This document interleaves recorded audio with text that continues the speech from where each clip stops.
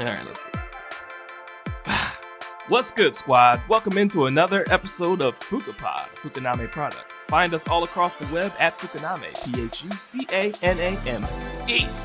Check out our other episodes on our podcast. Follow us, rate us 5 stars so we can continue to bring these squad vibes to you. Here with the usual squad specs. Squad, introduce yourselves and where people can find you on these interwebs. Word. What's good, y'all? I'm gonna get it poppin'. This is CorneredFOX, aka Speed Wanda. Welcome to the show. I'm gonna start this off by saying Death Stranding 2 is game of the year. Shout out to Hideo Kojima. CorneredFOX is more dangerous than a jackal. And you know what? This is gonna be a real good episode, and as much as I can, I'm gonna just throw Death Stranding 2 in here. Because don't nobody seem to want to talk about it, but that game is a work of art. I want to make sure everybody knows it. So that's it.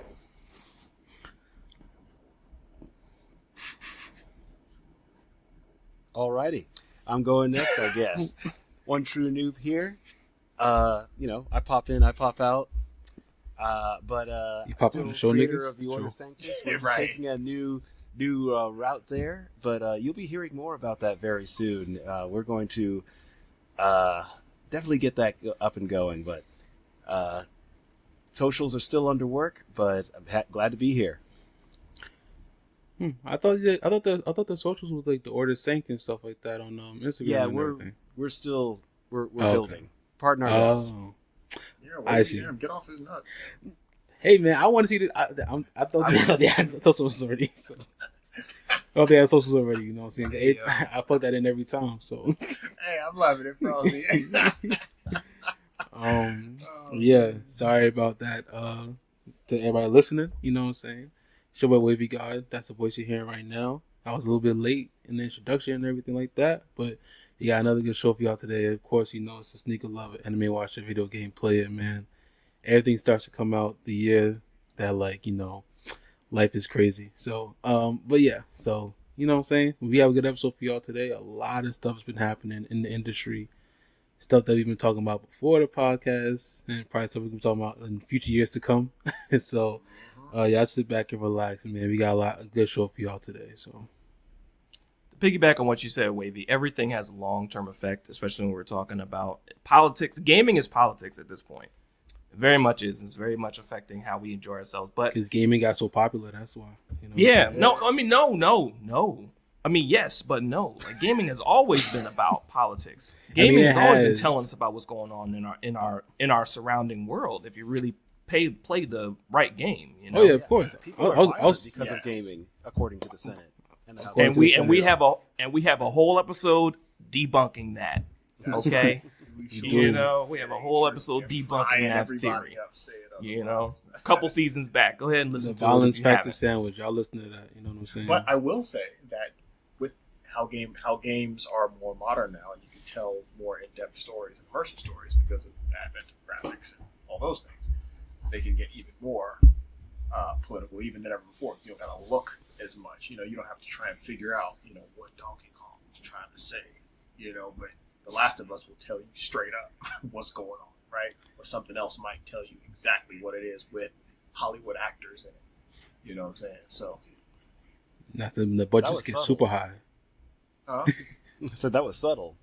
Yo, that is just what it is now. I mean, you could tell different stories. At the time with the arcade, you could only tell certain stories with Space Invaders.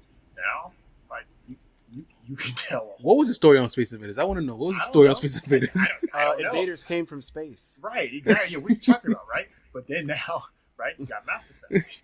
You don't need excessive force against every alien that approaches your solar system. Really, Space Invaders not excessive force? No, really? but okay. it's a joke. It's jokes, joking. Right, but right. That's like those social media posts that are like, people argue about everything. Here's a cup of water, and in the comments people are crazy. Like, why isn't it a glass of water? Why you say cup? That cup dirty. I don't know where that's been. Right. Is that even tap water? Like, what are we doing here? If it ain't Fiji, I don't want it. Shout out to not the brand. That's where you lose me when you start doing shit like that. Fiji. Look, it's very direct. I'm just using that as an example. But anyway, we're talking about examples there. But overall, that could lean towards what we were talking about a little bit before the podcast, as far as games that kind of feed you the information versus like digging a little deeper into finding the message that the game or developer meant for you to find if you gave it a little more time to just cook in the back of your noggin. But that's a whole other thing as well. It's true. A lot of games like that. Yeah, you know, when you think about it later, what that really meant, it just hit you a little later, and you might not have caught it when you first played. Yeah, Pikachu meme. Exactly. Yeah. So we got a couple news bites for you guys, and then two main topics that have happened like over the summer since we last did our episode reflecting on the halfway point. Shout out to Wavy and myself just covering that aspect where we have been, and now we're talking about where we've gone since then. First point on the news, according to a post on Insomniac social media, they have 3 games planned for the near future, one of them being the teased Wolverine game. What do you guys think the other 2 games are supposed to be? A lot of people comment on our threads. They hope it's not another superhero video game. Other people hope that it is another superhero video game. But what do you guys think the Insomniacs are cooking?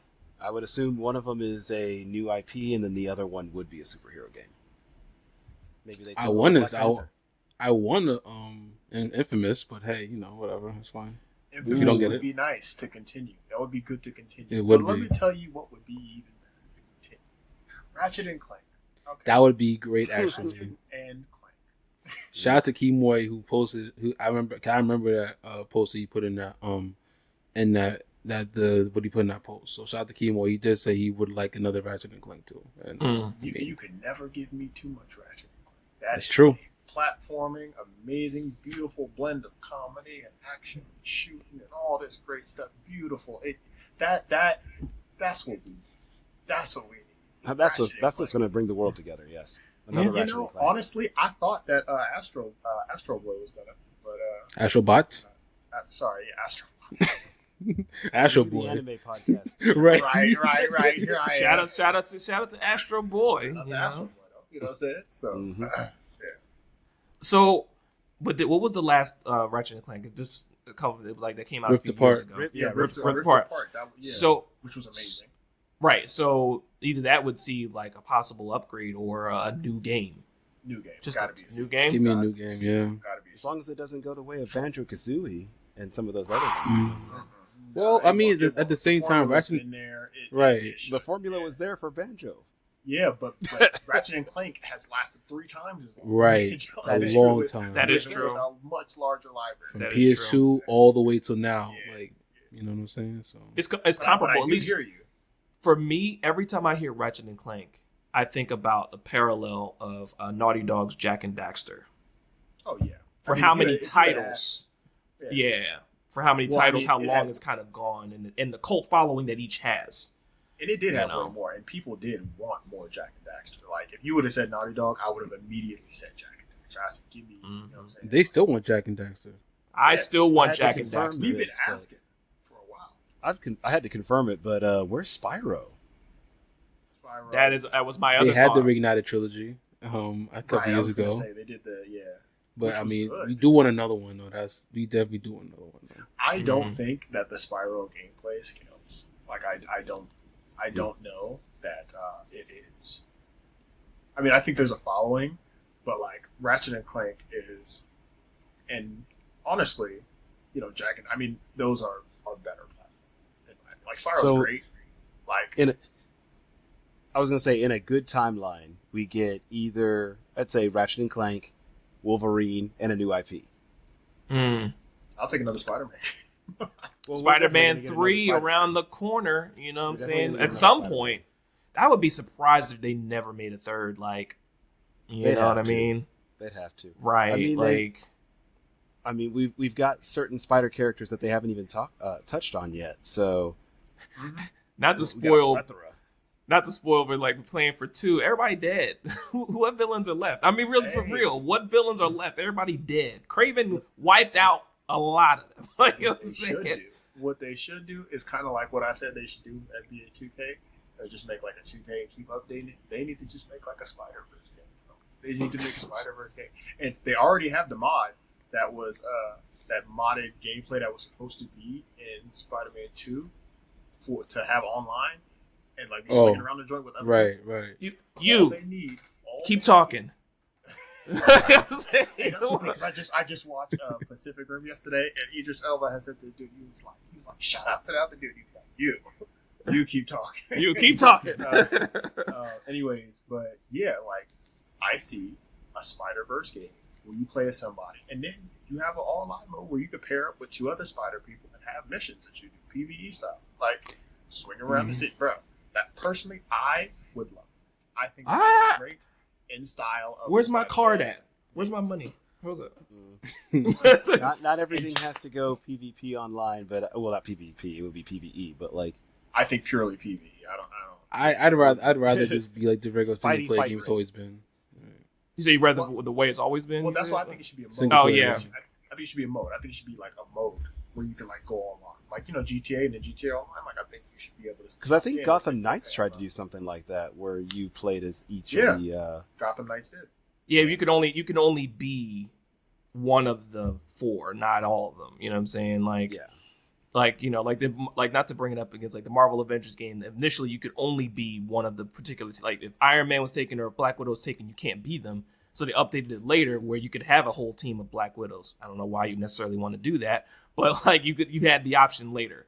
So I imagine, like, say with Sonny's point, that you could all probably be like, they had that idea. You could all be a Peter Parker variant, or like a Miles, or Ben, or Silk. You know what I'm saying? Or Gwen, like Silk, give me Gwen. You know what I'm saying? You know, like if you meet other, and you know, like you all might do. Everybody would do the meme. If you meet in a hub and you see a bunch of Peter standing around, they're all like this. You know, that'd be great. You know, like some type of spider hub. You know, where my camera was. You know, like so that would be a great opportunity. That would be very interesting opportunity for like a Spider-Verse type of multiplayer for Spider-Man. Speaking of multiplayer, we've got a certain democracy heading game that's coming to Xbox. That was smooth. That was really, really smooth. I love the transition. I know how to do it. I don't understand. I feel bad now. I feel like I'm ruining it because I didn't. For democracy. For democracy. Oh. Yeah. Oh, I didn't know you were actually So late. I'm slow. Yeah. So to tie into noobs. Well, to tie into one true news point, Helldivers 2, the critically acclaimed $40 at first game that came out in 2024 that set a lot of expectations very, very high for affordable games for very, very engaging experiences, is coming to Xbox. Initially, it was only PS5 and Steam. Mm-hmm. It's now coming to Xbox as of August 26th. I think pre-orders have already started. I know a friend of mine that plays Xbox. I told him about this, and he asked me the other day, which one should I get? As far as like, there's like offered a basic version and a like the premium version where you get like the war bond and stuff like that. In the game, you can buy the other weapons or whatever. Some of them are locked behind a paywall, but you generally can have fun with what they give you. Pretty decent model, buying it first, and then a couple $dollars here and there for like a couple extra weapons if you really want to have a fuller, more richer experience for like the harder levels. But overall, I'd say they did a pretty good job with this title. They definitely did have I think one of the greatest things about this game is how they have the real time, very D&D type campaigns that go on where it shifts players across different planets. And of course, China got mad because Shanghai fell. But they were also, I think, one of the highest count of players that were defending Super Earth. So they had immense pride about that. And of course, our own politicians here in the States who valiantly held Malevelon Creek when that was still going on.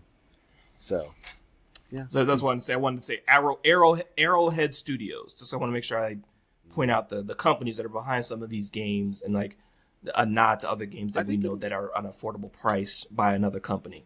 It'll be a good bump in players, and it'll sell well. They needed the bump in players. Yeah, it'll sell well on Xbox. They were talking about that when it first came out. Like, where's it on Xbox and stuff like that? So, well, they also lost like several. Like, did they? 1,000 players. Like they lost a lot of players. I mean, players move on. I haven't Heard played that- it in a things while. came out. You know, I heard about Mecha Break too, actually. And Mecha Break just Mecha Break. came out. Ooh, shout Heard out that to just came out. Mecha Break. I've heard a lot about it. shout But I out heard to Kadeem, Trap, and Urban Sama. I watched the stream on Twitch. They were playing Mecha Break, and it looks very beautiful. Shout It out does. to I did play the Kadeem, Trap, demo and it was Urban good Sama. and stuff like that. But I've heard I went on a Reddit post today, and it was just on Steam. I don't know about other consoles, other platforms. It's on but apparently Steam and Xbox right now. Yeah, but apparently they lost like I think 60% of their users already. Oh dang! Apparently, I don't know if that's. I mean, that's what I saw on a Reddit Games are post. So. fads, man. Fads. I that's the thing. I want to feel something when they talk about, that in the movies and the games where they have severe drop-offs like that. I'm like, y'all realize that our attention spans, now that we have so many screens in front of us, is like that. Like, Yeah. I think Also very Palworld, true. honestly, had the best statement about that, where they were like, guys, you can go play other games. Like, it's, I do think games surge. They just do. I do It's think true. player count is an inflated.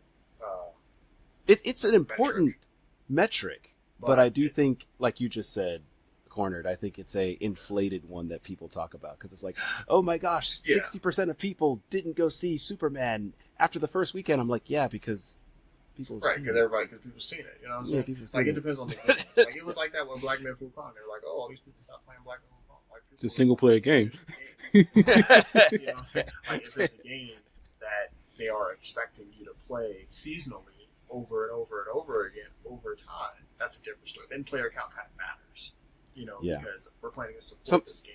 every Something like month, every Rivals year. or Monster Yeah. Hunter or Helldivers 2 or something like that, where you have That's a why bunch I of thought it games. was relevant. Because Yeah, no, Helldivers you're 2 right. is that type of game. Yeah. And we even squatted up on that game. We Yeah. did. There was a point little where it bit. was hot. It was Yeah. hot for a while. Yeah. And then we was like, For like a month, maybe 2. right. Hey, you served your term, Super Citizen. Hey, You also, serve your turn. random side note, Wavy. Oh my God, what was that game that we had played on Xbox that was just so bad that they tried to revamp? Oh my God. Redfall? Oh, Anthem? Iron Man. Anthem at the server. And Oh, Yeah, the server service shut is- down service is this shutting week. down. Yeah, man. yeah. Is it this week they shut down? Not to interject anything else. Yeah, but, within the last couple of weeks. Yeah, like they we're finally talking shut about them player down. drop-off. Recently shut them. Because I remember looking at, I remember seeing a post about that too, a rumor about that too. I didn't know like when I forgot about the actual date is going to happen. Was this week is going to happen? Well, it's like technically no. Excuse me. Shutting down the Anthem servers on January 12th, 2026. Oh, All so the we got like money- another 6 months. All the money keeping them servers up, we could have had free healthcare. You know what I'm So- saying? EA has already Wait a minute. stopped selling. I'm EA has already stopped selling in-game premium currency, but existing currency can still be used until the servers go offline. The game will become unplayable as an online-only game in January of next year. So enjoy it I for your wonder. time if you really like it still. When did that game come out again? Did it last 10 years? No. That it did game not. had one of the biggest hype campaigns. And It came did. out and was fun.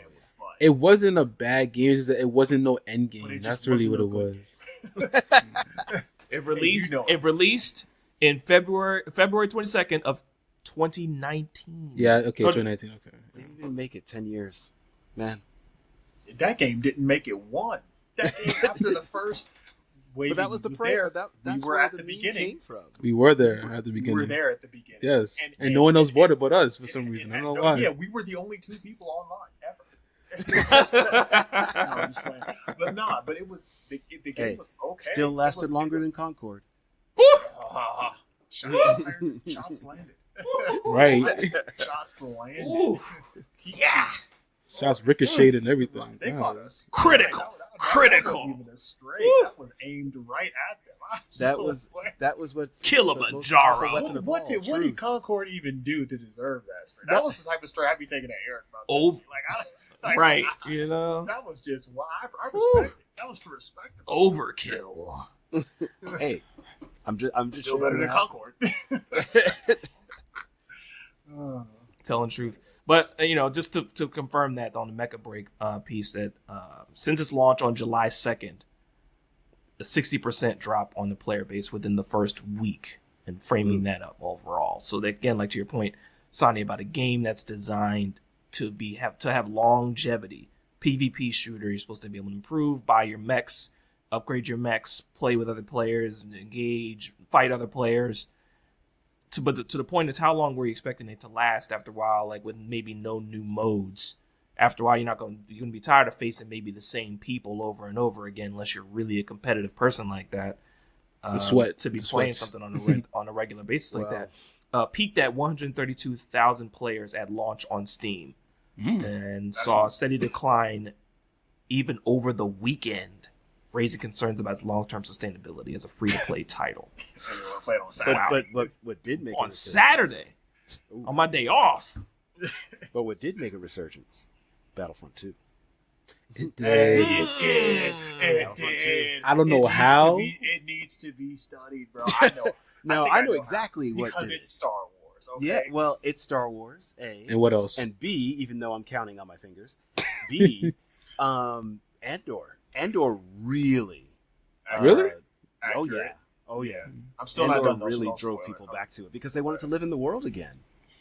So shout out to Games Radar title and with Mark's point for the writer. I've spent 11 hours fighting AI in EA's Star Wars Battlefront 2, and now here's a key point here, boys, taking me back to the glory days of PS2 skirmish modes.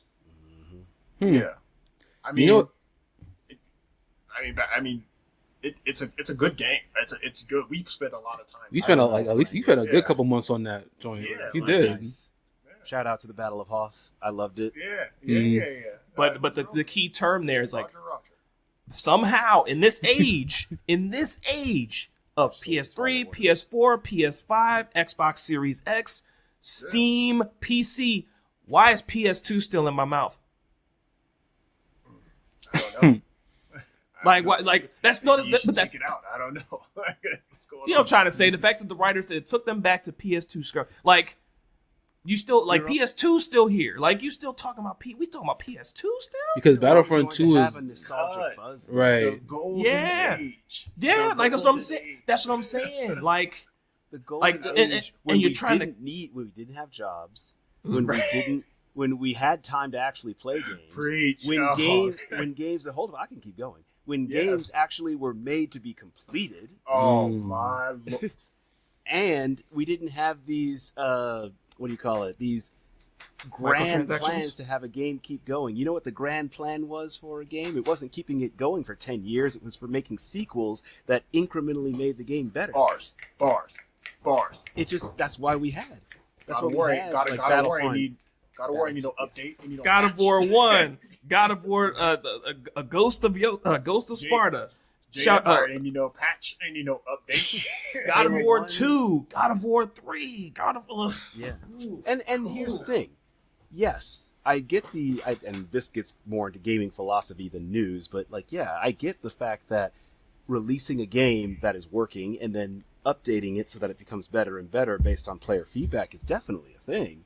However, yeah, it's when you release an incomplete game and then just kind of update it to try to keep it going for a long time, with the way the gaming industry is right now, you can't keep players' like attention spans that much, especially with stuff coming out like that. Yeah. So, yeah, I mean, literally, gamers or the gaming industry, I should say, is fighting for the scraps, which is our attention span, which is already Squirrel. which is already fried. Even at and, our and age. also it has gaming and all media has progressed to this point to where back years and years ago, like we expected the industry to give us stuff that was heat. You know, give us heat. Right now, we need to do our due diligence to find heat, to support, because there's so seek much it out. of it.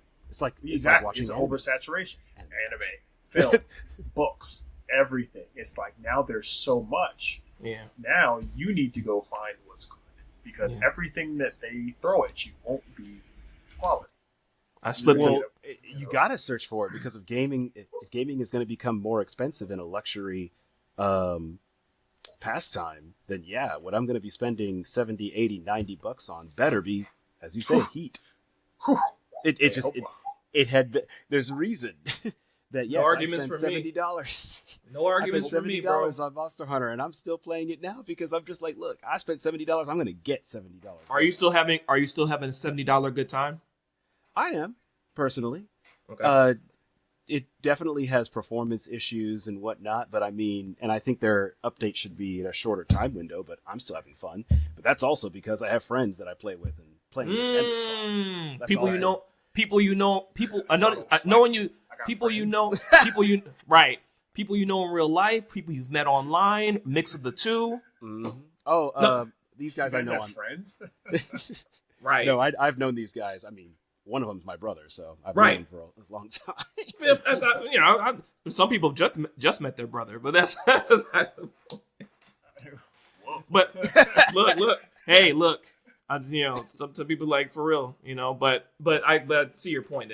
But the mix is that there are people you know in real life, but how many of those people have you actually met online that you've never met in real life that you consider a friend? There is one person that I have met online that I've never met. No, two that I've met online and I've never actually seen them, but I still game with them to this day.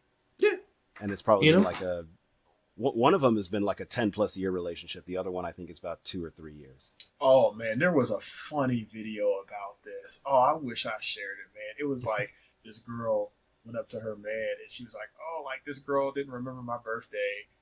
We're not friends anymore." And then he was like, "Oh, really? Like just over that?" And he was playing video games with his boy. He was sitting right there. And then she was like, "What about y'all? Like y'all wouldn't get off over that?" And he was like, "I don't even know his birthday." He was like, "I don't even know his last name. I don't even know his middle name." And then she was like, "How long have y'all known each other?" Like, we've been boys since kindergarten. It's all good, huh? It was so funny. I was like, "Yo, that's how it is." Dude, that is how it is. And it's I know this is a sidebar, but it's a deeper level of trust and commitment. Where with gaming, you have that gaming friend, you just know them as their gamer tag, and you just know them. But it's different when you get to that level where you actually learn their real name, their last name, and albeit their social media page where you see they got married, got a new job, went through a life hardship, like, you know what I'm saying? Man, I still miss my Destiny 1 squad. I still miss them. I miss those people genuinely. Those were good people. We would talk. Everybody after work had the same thing. I was in grad school at the time. Everybody after work had the same agenda. After work, everybody's getting online, talking about the day, their lives, everything. It was beautiful. Bonding over Destiny 1. We had a whole clan called Bunny Squad that I left for another squad that just did not get it done. I'm gonna just leave it at that. But anyways, but now like, shout out to abandoning friends. Yeah, right. Shout out to abandoning like people I didn't know. So I thought I was gonna have a good time with people I did know. Guess what? it'd be your day ones, man. I swear. Mm-hmm. Anyway, it's all good. Yeah. I wasn't even talking about you, to be honest, though. I was really. I know who you're talking about. Desert Sky. I know who you were talking about. I wasn't going to say their name. Yeah, I knew to his face. I told him already. Yeah. By the way, anybody hear about Marathon? What's going on with Marathon these days? So the voice actors for Anya. No, but to go back to your point, to Noob, with Bungie, which is another conversation about legacy gaming companies, and changes in leadership, changes in personnel, changes in quality, changes in times. From the outside, we just know what's reported on. There probably is far more that may have happened, but from what we do know, and the content creators that do get the information, and journalists that follow up on the information, we're talking about like the possibility of plagiarized imaging that was scattered throughout the game, taken from a Twitter user that designed logos. We're talking about just the changes in, overall promotional. I think if anything, it was the promotional material. It was the fact that they're trying to drop another Concord-like game, like looter shooter, drop in, get your stuff, drop out game. So it's kind of like Y'all trying to drop it to a market that again is another oversaturated thing, and it's possible that not all the imagery is yours by legality, and you're having financial issues already. The morality over there can't be all that good, especially after 2 really big layoffs, and then just the last few Destiny, I want to say DLCs, but just kind of like the packages that they've released have DLCs been met with, DLCs have not been met with great praise, but ironic though, thinking about it, that they released these recent Destiny iterations as like not seasons, but there were seasons, but they released them. I forgot what they rebranded them as, but I was talking to someone recently, and I said basically just call them what they were, like the DLCs of old, like the Dark Below, the Wolves DLC, that kind of stuff. Like you just rebrand and say, oh, we're coming out with Destiny stories, and it was like a packaged storyline with a couple extra game modes or whatever. I was like, that's the DLC model that y'all had before. You're just trying to repackage it to say it's something different, but it's exactly the same. You might as well have just said we're bringing back the DLC model. That would have probably been like, that's more honest than trying to say this is a new mode. Oh, episodes. That's what it was called. Episodes. That reminds me of Spartan Ops in Halo 4. Because that's basically what that was, kind of. Oh, that extra mode when you had to protect Halsey, and you were like, yo, I remember that, dude. Like, yeah, dating myself. Shoot, now I'm dating us. We played that, you know what I'm saying? Like, Halo 4 was like, let's see what y'all finna do. I remember I'm 343. I was like, let's see what y'all finna do. And it was a good package. I liked what Halo 4 was. You know what I'm saying? Like, following up Halo ODST or whatever. Not ODST. Reach. Yeah. I think because Reach came out after 3, if I'm not mistaken, right? Reach was after 3, yes. Yeah, so that was their Bungie's final title with Microsoft, and they dipped to do Destiny, and 343 picked up Halo 4. So, and now, and I know this is on the notes, and the Wavy will probably jump on when he comes back. 343 is now rebranded as Halo Studios, which is again under Microsoft, which is another conversation that we keep talking about. Microsoft still tonight. We still keep talking about Microsoft as a group. Like, this is crazy. All under y'all hat. Like this, the other thing, like we haven't even got there. We haven't even gotten there yet. And then we already still talking about how that bleeds into all this, right? But I mean, if you want to go into Microsoft, we can. Well, two more points. I know, depending on how we fall back on it. There's a really funny video about Halo Reach that I had just shared amongst us. We okay. Gotta, play it or something. It's from the Ego Raptors Awesome series from years ago. Oh yeah, Ego Raptor. Oh, dude. I do know that video. We'll probably share that on our social media. Halo Reach. It is. We'll probably share that on our threads or something. Shout out to that. Oh my! Yes, we should share on the thread. But anyways, yeah. I mean, the two other points I'll say for gaming, and we'll get into the one title before, one subject line before we get to Microsoft and really talk about that. Final Fantasy IX's remake, possible issues. Square Enix, I guess, will be behind all that, and we're just, I guess, trying to see where that might go. Following the mild success of the remake titles for Final Fantasy VII, I just think for me personally, I'll say this. I'm on the type of time that Final Fantasy should just kind of retire. Excuse me? Really? I think Final Fantasy should retire because there's so many other titles like it now. We're talking Metaphors, we're talking Expedition 33s. I'm just saying, unless you're going to adapt. That's just like saying though that. That's what I think. I could be wrong. I'm not saying my opinion is right or wrong. Pokemon should retire though, just because there's other RPGs. Yeah. That's just like I would say that about Pokemon too. RPG, Call of Duty should stop because there's all these other first-person shooters. Yeah. Yeah, I feel that way too. No, you can't have a one size. This is a hot take. This is. I think this is a hot take. This is spicy. I know. I realized that with y'all's reaction to all three of the points that y'all made. You know what? Cornered, you go first. Take. You go first, Cornered. Sure, gladly. I mean, you need a better reason than that to stop. Honestly, like you need a better reason than that. I mean, you can't just say stop it because there's other competitors coming. Mm-hmm. No, I don't think that's a reason to stop. I think you're right. It does have to adapt. It does have to evolve. It does have to grow. And I think that's where we see some games, like if they become stagnant over years, then I think they fall off. We saw what happened to Assassin's Creed. That lasted a long time. That was a trendsetter. But guess what? Ghost of G.O.A.T, better than Assassin's Creed is probably ever going to ever be again.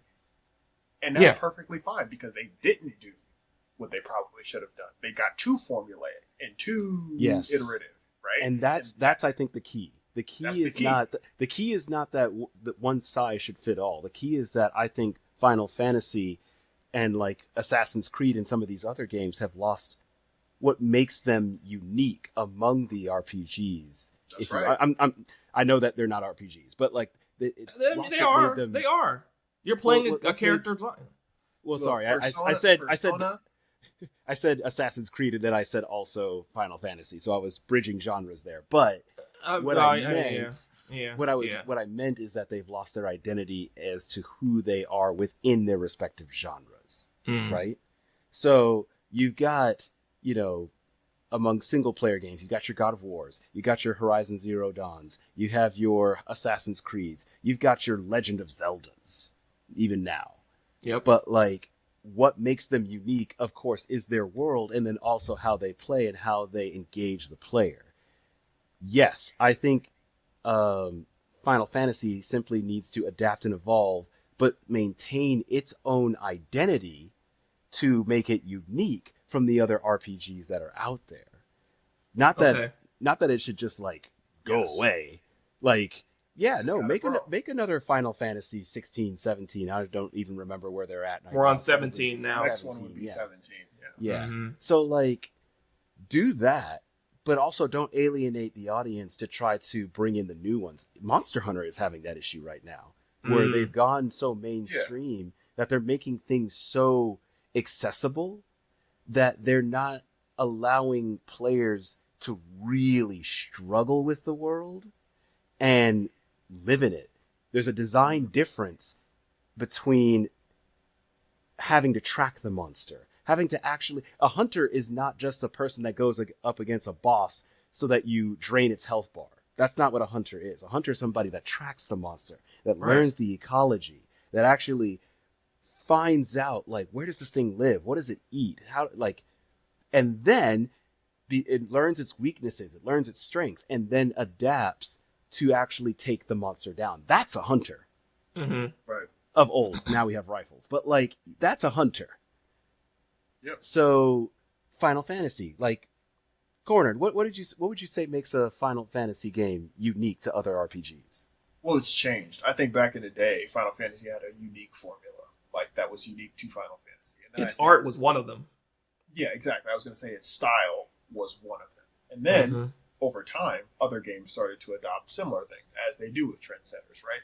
Things start to follow. But Final Fantasy was still the peak, the pinnacle, so to speak. Right. Over the last decade and a half, right? Like, less so. Other games have come out and made really good RPGs in different styles that have been great. Final Fantasy, well, you have summons, you have icons, you got Sid, you know what I'm saying? You know the things that are constant, you know what I'm saying? And cool, those will stay constant. At the end of the day, we just expect a good RPG with good cinematics at this point. I mean, I think the expectation for Final Fantasy is that you give me a good RPG game. I think 15 dropped the ball a little bit because it could have been better. Basically, 14, I thought, awesome. 14 is still going. 14 is the online aspect. Still going. And the people who made 14 were also behind 16. And 16, I thought 16 was phenomenal. And not because it did anything revolutionary per se. I mean, their combat system was very much real-time combat and much more faster-paced, fast twitch muscles kind of combat. But it worked, and it was really good. They did what Forspoken could not do, and actually glue their combat together in a cohesive way. They did that very well done. And the last thing I'm going to say is that they created that world, and they do it in most of their games. They create that world, they immerse you in it. I think 16 did a great job with it because Clive, the GOAT, was a millennial. And because Clive was in his 30s, in his mid-30s, struggling with a hurt back and sore knees, struggling trying to save everybody. And not only that, but Clive was also the strongest Final Fantasy protagonist that there has ever been. And I think those things help your case. It made something exciting. The Clive Bahamut fight was a Dragon Ball fight. That was hype. Yeah, I was watching cinematics like, oh my god! Like I was missing button presses sometimes. The joint was kind of crazy. Yes, I would literally miss button presses on the QuickTime events because I'm just like, yo, That's Bahamut great. just shot, Bahamut just shot his, whatever, The right? beam, yeah. Shooting this crazy beam out the sky, right? And Clive is trying to block it, and I'm sitting there like, this looks just like a, Kamehameha from space that is being, like it looks like this beam battle almost, right? Yeah. It's crazy. So like, I think they delivered in those moments. That's what 16 did. But that said, I'm gonna make a parallel also, right? You got Sea of Stars, Paper Mario, Persona, Expedition 33 that are really bringing the hype of turn-based back. And turn-based is something that, a lot of people love and are nostalgic about, but they love it's a method of gaming. Also, it's a type of game, and a lot of people miss it. And I think the challenge has always been, how do we make it something that is good and enjoyable? And Expedition 33's even wasn't perfect, but I think Final Fantasy has so much that it can lean on to make the next iteration of it. It's crazy. Think about Apple. How people are like, oh, Apple, Android's had this for a while. Well, once Apple gets it, then it's big time. You know what I'm saying? If Final Fantasy 17 does what Expedition 33 does, get the fuck out of here. And Get that's the fuck out of here. that's You the know what I key. Honestly, this should excite us as gamers in the fact that how competition should work. If the new upstarts can do RPGs or a genre of gaming better than the old corporate people that have been in there for a while, then to compete, the people that have been there are going to have to now scale and appropriately make better games to compete with the newer stuff. I mean, if I were Square Enix right now, I'd be sweating after seeing Expedition 33. If I was in the single player game industry, I'd be sweating after seeing, Black Myth Wukong and seeing what these people can do. If the indies are starting to be able to do stuff like that, then there really is no excuse at this point with the companies with money should be able to put out. But initiatives and people, overstepping and red tape and getting in their own way, that's going to stifle creativity. It's one of the reasons I think Pokemon is getting in their own way right now. You can see there are a bunch of monster tamers that are coming out now, threatening the crown. You see what Pal World did.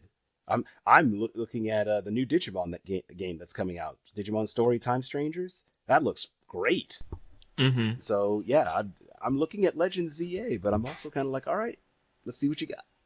So to my point about them retiring, it was harsh. I will apologize on that one. No, it's fine because I think it's fine. I think what you're really saying is something different. That's why I'm okay. I think, and this is just me. You can let me know if I'm wrong. I think what you're really saying is, hey, Final Fantasy, like, get me excited again. Take me there again. I think that's what you're saying. Right. Take me back to turning the PlayStation on, Final Fantasy VII. With a smile on your face. Right. Like I'm saying, that joint was just like on the one, and you zoom in on the train, and Cloud flips off the train, and like, you know what I'm saying, like, or 10 doing the blitz ball, Auron standing there like this, the city didn't destroy it, and he's just like standing there, it's like, what is happening right now? And you know they're what I'm gonna saying? have to work I'll even say for 16 when the demo came out, and what initially happened, I think that the base got attacked, or did Clive turn into Ifrit first? One of the two happened, and it's like the clash of Ifrit and the Phoenix. The initial interaction and the result of that. Like, for me personally, like Cornered, I think likes 16 more than I do. I respect 16. 16 was amazing. Yeah, that was a very borderline the best Final Fantasy game. I think for me, not that I did played it wrong, but I think there were streamlined moments, there were down points for me for story pacing. They were great, but I think for me, like it was different. Like 10 to me was from the start of like Tidus waking up here, meeting the team, going across the land, doing the interactions, meeting Seymour tripping, marrying Yuna, save Yuna. Absolutely. We gotta get back on the mission, fighting Sin. Sin is your dad. Square Enix is dropping the ball right now. There are two things that they needed to remake: Final Fantasy 7, Final Fantasy 10. Everything else is questionable to me. You could remake 9. You could remake 6. You know what I'm saying? You could remake 11, 12. Like remake Final Fantasy 10, and you are going to get sales. You remake Final Fantasy 10. You're gonna get sales, but I don't know if I agree with that, because there's the HD that I still see people playing on the 5. That's because that's all they got. That's all we got. I got it too. I got it on PC. I got it on PC because that's all we got. If they were putting out, and I get it, you know, Final Fantasy 7, last time we seen Final Fantasy 7, it was in, you know, pixels and polygons. You know what I'm saying? Like it was tough, right? So that is a more drastic upgrade. But you give Final Fantasy 10 a full 4K, full PS5 top facelift. tier. Yes. Oh my God. Because that's the thing. Like they don't need to do a remake with all these Final Fantasies. They don't need to. But I think they do need to for their best ones. I think their best ones deserve. There should be greatest hits. Yeah. Because see, for me, I'm gonna always say, look, games you can make the sequel. That's fine. But if you're not confident in the sequel, I'll take a remake. I will take a remake of the past glory. If you aren't confident in the future glory, I'll take a remake of the past. You know what I'm saying? Like if they're not making a new Knights of the Old Republic, if they're not making Knights of the Old Republic 3, I will happily take a remake of Knights of the Old Republic 1 and 2. But it has to be good. Good as objective Anakin. But good as from my point of view. Good as a point of view. Well put. But at the same time, there are staple things that make a good game, period, universally. I don't care. Oh, yeah. Gameplay, storyline, music, things have to be mid to peak.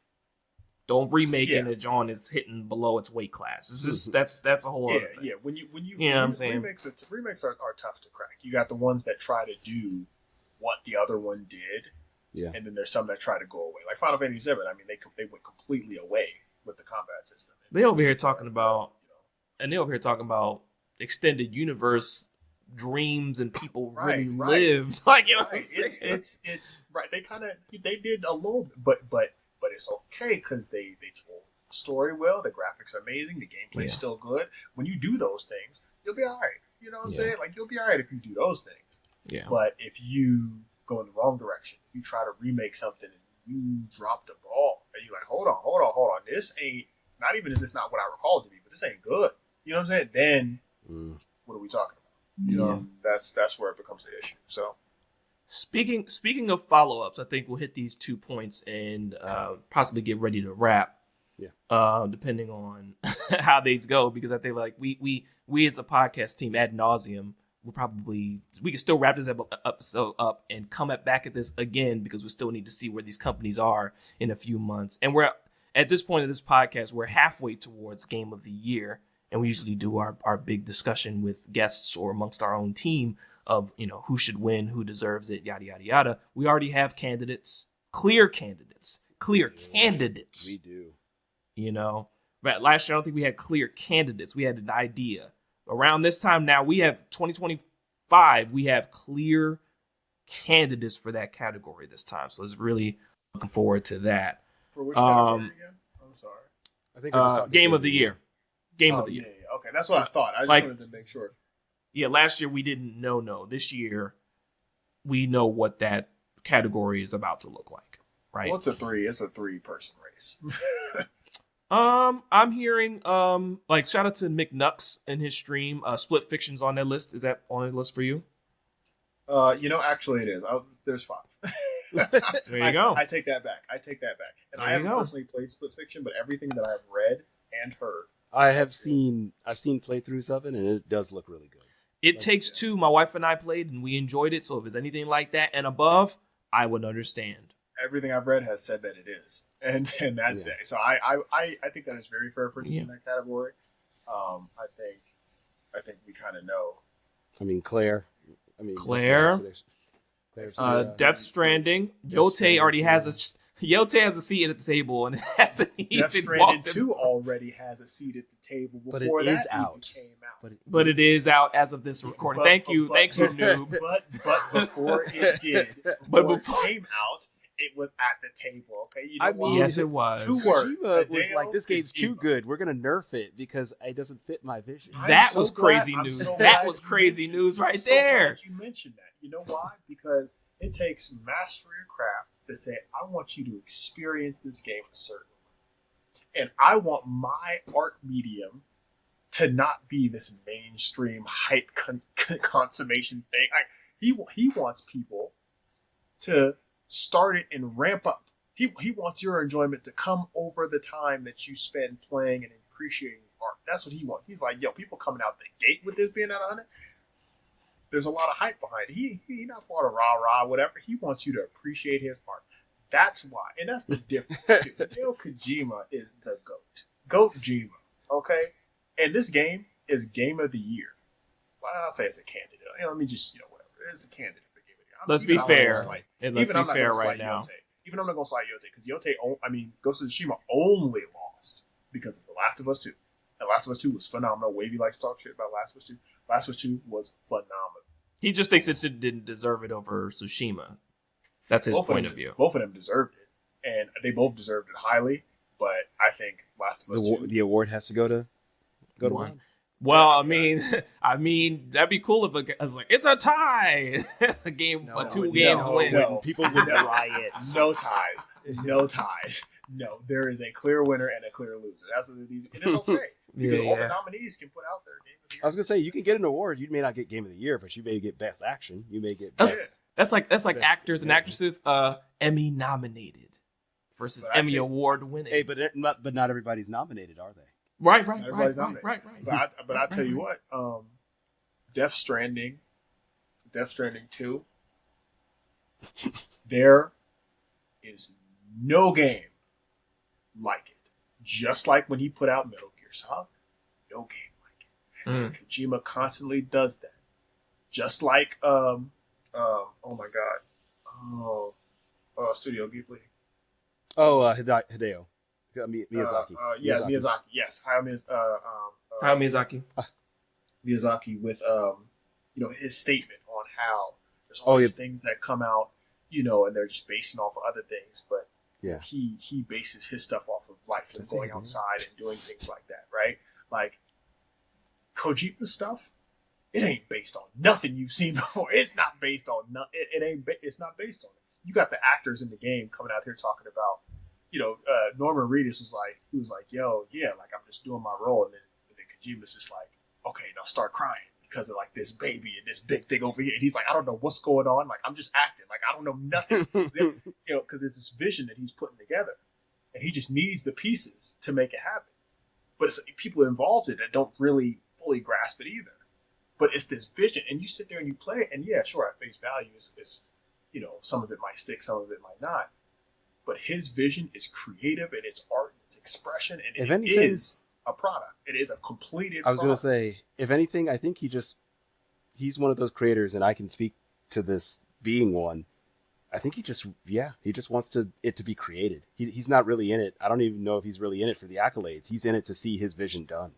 He wants to see his vision done, and he loves film, he loves art.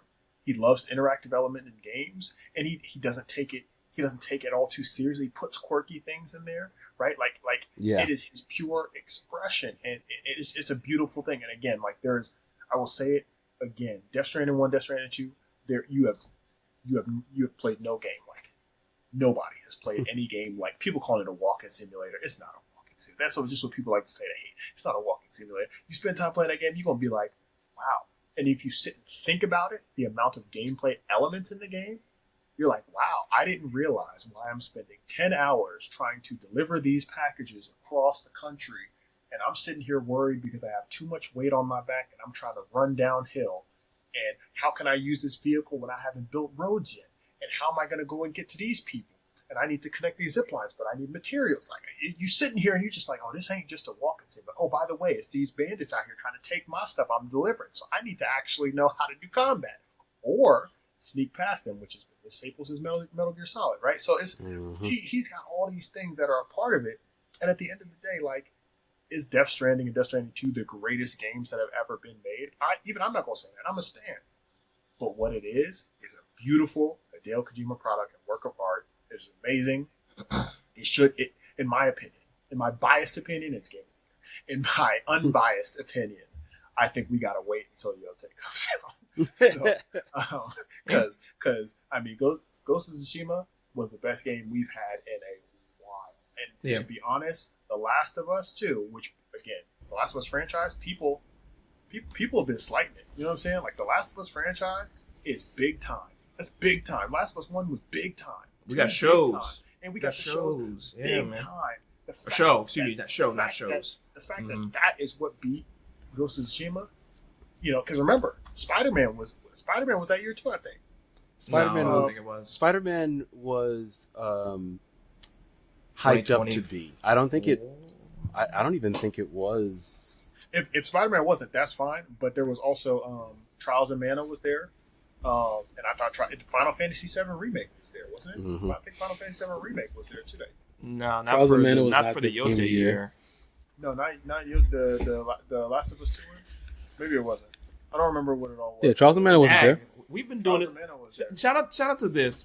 I want to note this point. We've been doing this for years. To guess what Game of the Year 2022 was?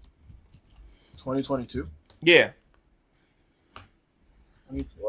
Don't tell me. Wasn't that no? Game of the Year 2022 wasn't that Elden Ring? Elden Ring? Yeah, Elden Ring. Yeah. Oh We've been covering this. Right. We've been covering you're this. right. I didn't realize. Wow. We've been covering this topic for 3 or 4 years now. Mm-hmm. You know what I'm saying? Wow, that's right. I forgot about that. Elden Ring was really a vibe at the time, and Elden Ring shouldn't have won Game of the Year. No, it shouldn't have. But the one we were talking about was 2020 was when The Last of Us Part 2 won Game of the Year. I think 20. And it shouldn't have won that year either. So it should have. But that's the point we're making, Wavy. You late. It's just fine. But it's just fine that it won Game of the Yeah, Year. you know what I'm saying. Fine.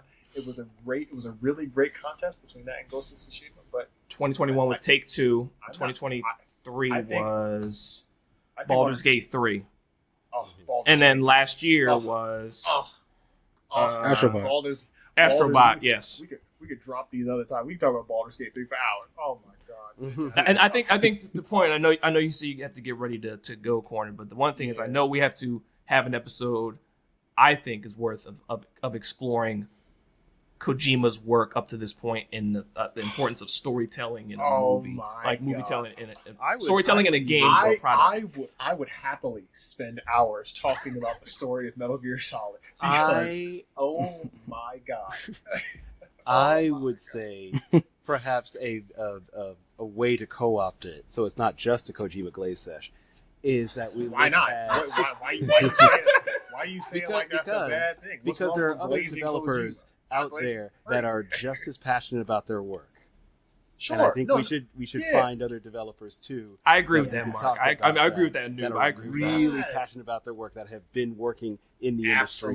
Masahiro Sakurai. All right, cool. So look, that's perfectly fine. This all comes from my personal bias and admiration. I know for Hideo Kojima. There are so many other great creators out there, no doubt about it. Again, I will say though, you ain't never played a game like a Hideo Kojima game.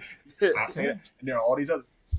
I see something similar. Ain't no game. I dare somebody to tell me what game Death Stranding is like, and don't point to a game that Hideo Kojima has made like Metal Gear Solid 5, because that's what you can point to. You can say, "Oh, it's kind of got Metal Gear Solid 5." Yeah, yeah, it got Metal Gear Solid 5 looks. That was the last big thing that he worked on before Konami was being stupid. You know what I'm saying?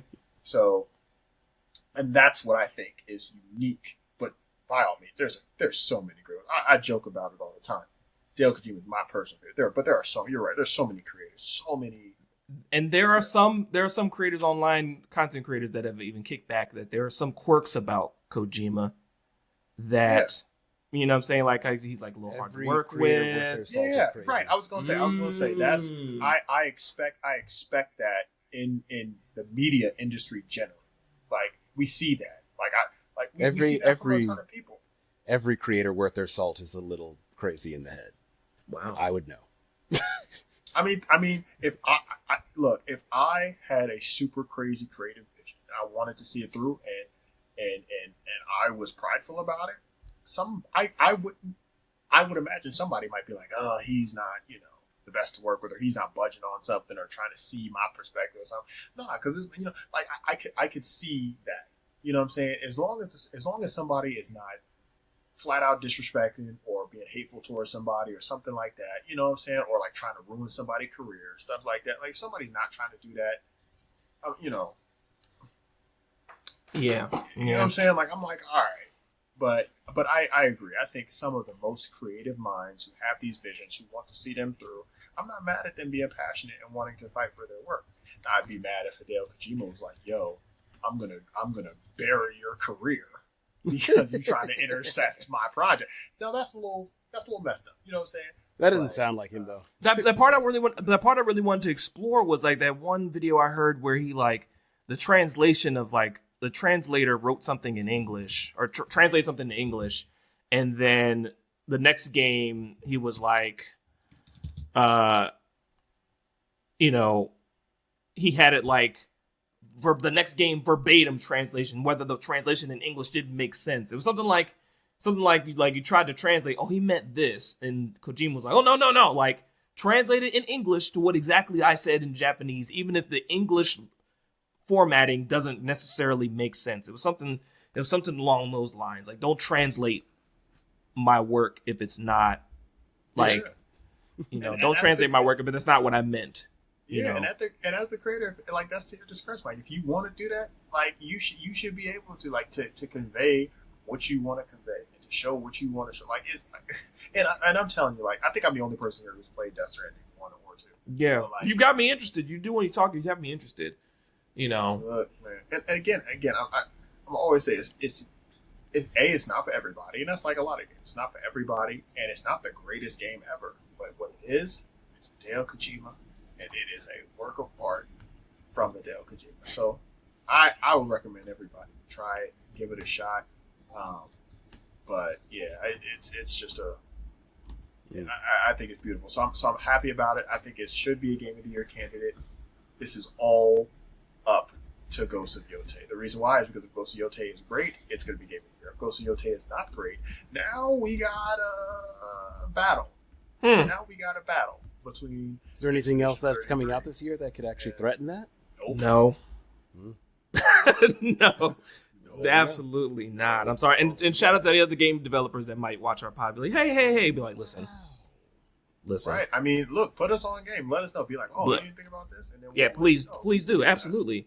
What Cornered said, like, we might not know about it. Because unfortunately, even if you're talking about a comparison of like big company marketing dollars too. So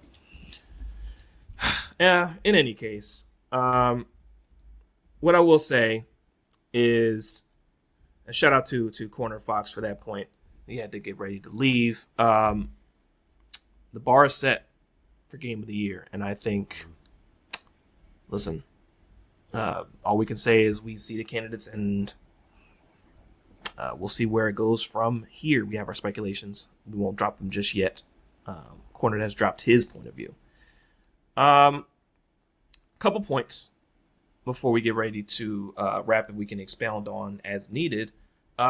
Getting to the Nintendo talk. As of this point in the year, in 2025, Nintendo Switch 2 has sold over 5 million units worldwide in its first month, makes it the fastest selling Nintendo console ever, breaking the previous record held by the original Switch, which in the Switch's first 4 days alone, in its first 4 days alone, The Switch 2 sold over 3.5 million units. I was going to say, I thought it was more within a less time period, but yeah, no, I guess people really wanted to either get the new software or they really want another Switch.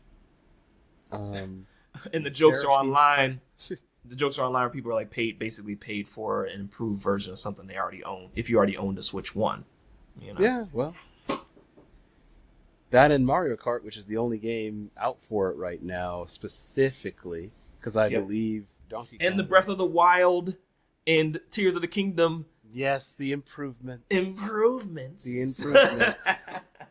But we've Donkey Kong Bonanza comes out this month, I believe, as of recording.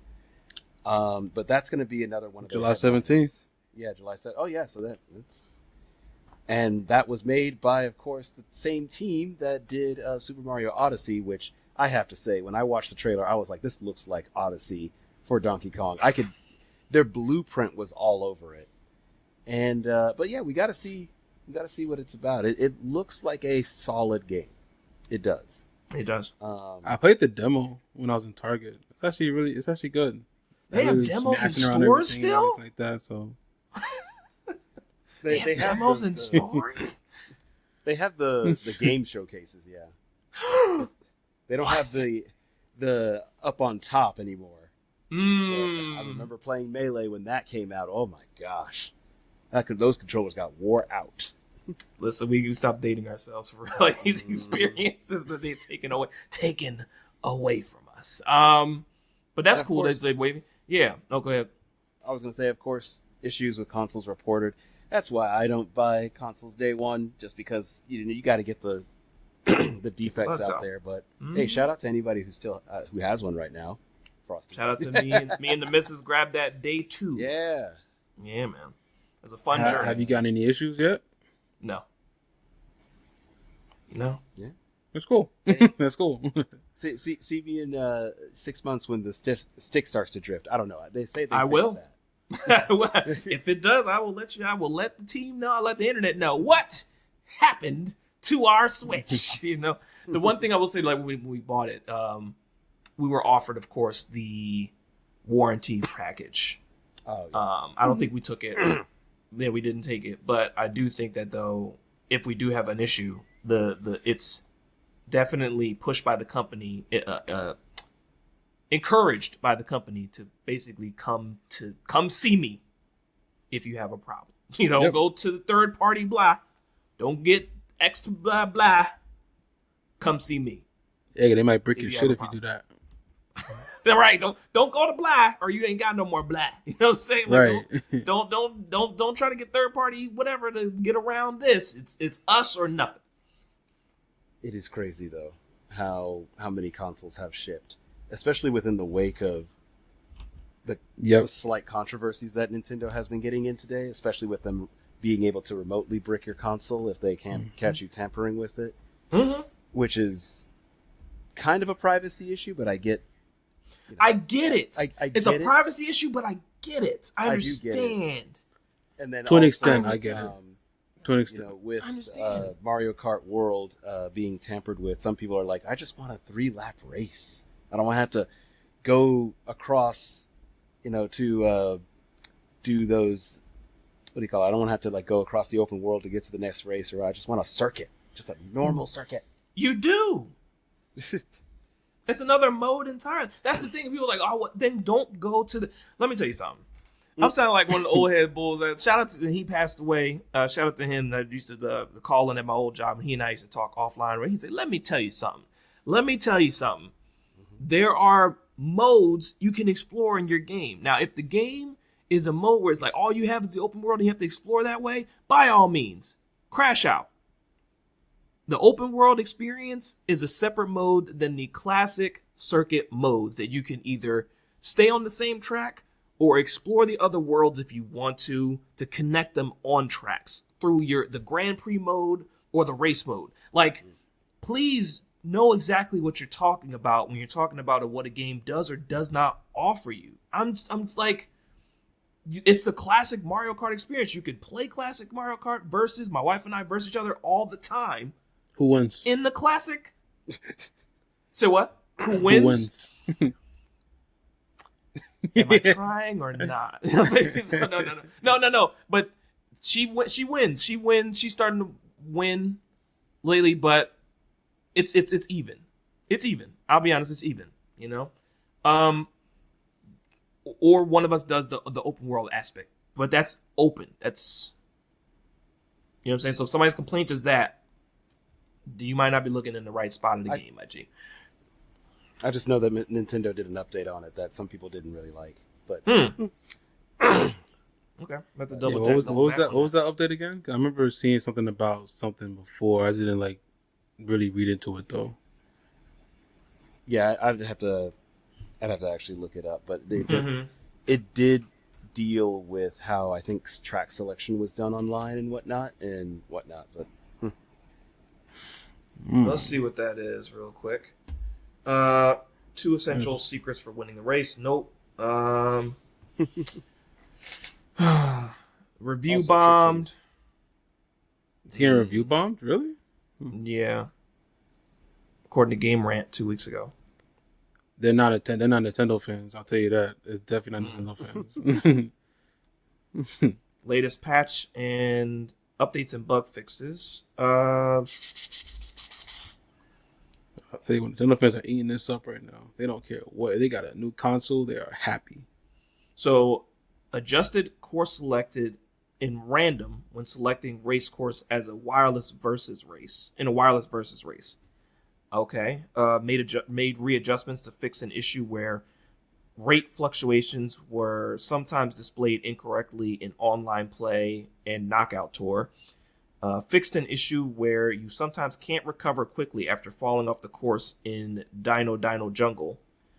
And fixed an issue where you continually hit the wall near the finish line of Boo Cinema when transformed into Bullet Bill. Wow.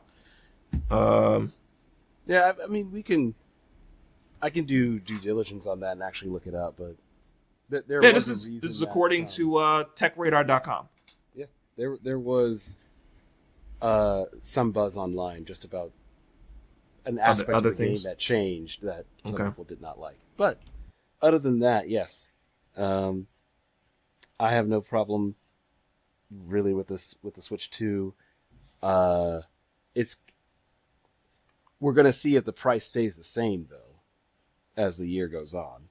Yeah. And I'm just saying, Nintendo right now, I hope they don't cash out all their goodwill to try to stay on top of industry trends.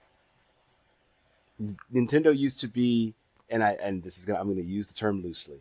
Nintendo really did used to be trendsetters, in the sense that they were the ones that marched to the beat of their own drum. But it does seem like now they are chasing after the dollar. They're chasing after what it seems like other companies are going towards, whether it be AI or methods of development or whatnot. We'll just see. We'll see. Yeah, we'll see. We'll see. I feel like Nintendo's always been like that, though. Like chasing after others? I didn't think so. They were the ones that first came up with motion controls in the sense of, way back in the day with the Super Scope and whatnot, but then also with the Wii, and that's where you got PlayStation Move and the Xbox Kinect, those attempts. And then, of course, Switch, and now the handheld rally, which Xbox was trying to do, and PlayStation did do a little bit with the PSP. But you got to remember, Nintendo had a monopoly on handhelds for years, especially with the Game Boy line. Oh, I was talking to my wife about that. Oh my gosh, dude. I know we've talked about this in an episode. I know people probably be like, you sound like granddads at this point, but like the Game Boy, I had the red Game Boy, I had the Game Boy Color. All the way up to 3DS. Or 2DS. Yeah, dude. I had the Game Boy Color. I didn't have the Game Boy Pocket, but I was impressed with the design. That was just me though. But the idea of the Pocket was crazy, right? The Game Boy I didn't have was the original. That was the only one. Yeah, I had the original in red. I had the original in red. It's still at my mom's house. I'm not gonna tell y'all where it is because y'all might try to go get it at my mom's house. But no, I had the Game Boy Color. I had the Game Boy SP. I wore my I SP. I wore out. several SPs out. Oh, I had wore probably my like 3 of them. Oh, give whoever that was. They probably gave them a raise, or whoever that was that said, well, let's put a light in the screen and make it a flip. Mm-hmm. Pocket size. About yay big. Listen, I mean, I had the advance, which came before the SP, I believe. Back that was like one of the last things we had to do to try to get the attachments over your advance to see at night, instead of catching lights as you're driving. Which also use battery. Batteries. Oh man, batteries. I think SP was chargeable. Yes, the SP was the first one that was chargeable. Yeah, that was the first one. And then yes, the 3DS and the 2DS. Oh my gosh, love those systems. Yes, still have my 2DS. Mega Man Battle Network 5 double screen DL. You had the access to the abilities at the bottom screen. Listen, man, you don't hear any other companies can talk about other than the Vita. That's a whole nother conversation about the Vita. Vita, yeah, PSP too. But that was only one. Nintendo had. We're talking like this is three generations. It was initially one of my concerns when they went to the Switch, because I figured they were going to cannibalize their own success, which now with the success of the Switch and the Switch 2 pretty much put that to rest, because instead of having a home console and a handheld, they were just going to have one product. But it worked. Success. So whoever figured out the innovations for that, shout out to them. But in issues like some people are already bored, I think at that point we can agree that that's a matter of personal preference. Games haven't really come out for the 2 marquee games. The second marquee game is coming out on the 17th, so it's like, you got to give Nintendo time to actually make games for it. Air Riders is coming out. That Bloodborne lookalike is coming out. Oh, I forget what the title was, but that From Software game. Oh my goodness. Yeah. And Starts then, with a D, I think. Legends ZA coming out. I think it's like Dusk something. And then, Dusk. I think Duskborn or something like that. Yeah, something like that. And then they just need new games for it. I mean, unless Duskbloods. Mm-hmm. Let's be exact. Now, to your point, and I think we made this point earlier. I think when I was talking about when I did apologize for like retiring older franchise like Pokemon, Final Fantasy, things like that. Pokemon, we always had the conversation, and I know we can talk about this to the day is ended, and we are blue in the face. Power World versus Pokemon and what we would want to do. And ZA finally looks like it's tackling that open world walking aspect that Pokemon should have maybe had a while ago. Within a city. ZA, there's going to be... And can't you explore in the previous, like the pardon my the Altria? I stopped playing Pokemon. Legends Arceus. Yeah. You could explore, but they were maps. It wasn't like the whole map was super open world. It wasn't sections. Like Breath of the Wild. It wasn't like Breath of the Wild. You could go to separate different maps, and then you could explore in those maps, which they were fairly big on foot, and even when you were riding Pokemon.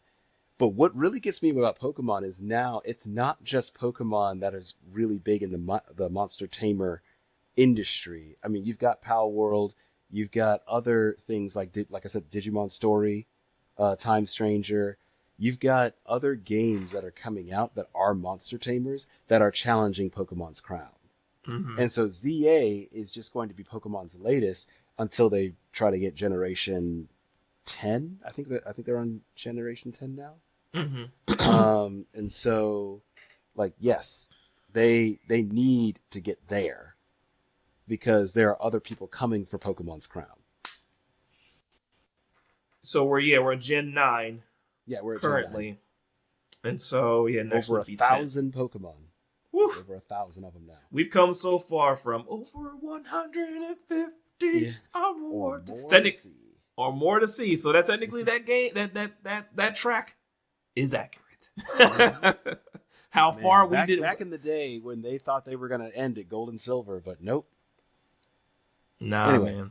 So yes, I am looking at Legends ZA. In fact, this month, I believe there is a Pokemon Direct. It might even be next week. Let's see. I believe. Let's see before we wrap up. Yeah, I want to say it's. If it's Here we go. Pokemon Presents event is scheduled for July 22nd. 22nd. As of this recording. Okay. I was going to say, if it wasn't the 17th, it was next week. Yep. All right. You know, we'll have that coverage on our threads. I'll be watching. Our points, you know, that kind of thing. They've got a lot to talk about. Yeah. They've been very silent. Anyway. Yeah. Rightfully so. Rightfully so. Well, I can say for us and for you guys listeners, we talked y'all's ears off enough, and be sure to check out previous content that we've done here on the podcast and our overall content. Check us out all across the web. We are there, guaranteed. PHUCANAME to see all of our previous content. We have more YouTube videos up, all of our previous audio podcasts. If you're on the move, enjoy the conversation that we are having with you and amongst ourselves about the nostalgia and what we can expect from gaming, anime, and different modes of content and how it affects our world overall. Squad, close out with your socials. All right. Well, this is the one true noob. As I said, creator of the Order Sanctus. Please pardon our deaths on the socials. We're actually getting ready to reformat, pivot, if you will, if you like entrepreneurial language. So I am trying to move it to a different medium. But fear not, I am definitely still creating that show, and it's going to be made. But we're just pivoting a bit. Like Kojima, stick to the mission. Yep, stick to the mission. If anything, I just like Kojima, I care about this world enough for it to be created in its best possible way. I respect that. I am taking my time with this, and I will go from there. But you guys will be the first to hear about any developments. Appreciate that. Appreciate you being a part of the team and a fellow creative in that way. As for me, Frosty Phenix, you can catch me across the web, FROSTYPHENIX. I do voiceovers. I do things like, overall content. And you can just basically Google me, find all the content that I've created online so far. Our two other teammates, they had to run during the recording, but shout out to Wavy God. Find him on Instagram at WAVIIGAWD_, and CorneredFOX, which doesn't really do socials like that, but you can find him at Sonny Burns on Instagram, or hit him through us on our social at Fukaname across the web. Thank you guys for joining us this episode, and we'll see you guys on the next one to talk about our favorite usual content. There we go. All right. Peace out, y'all.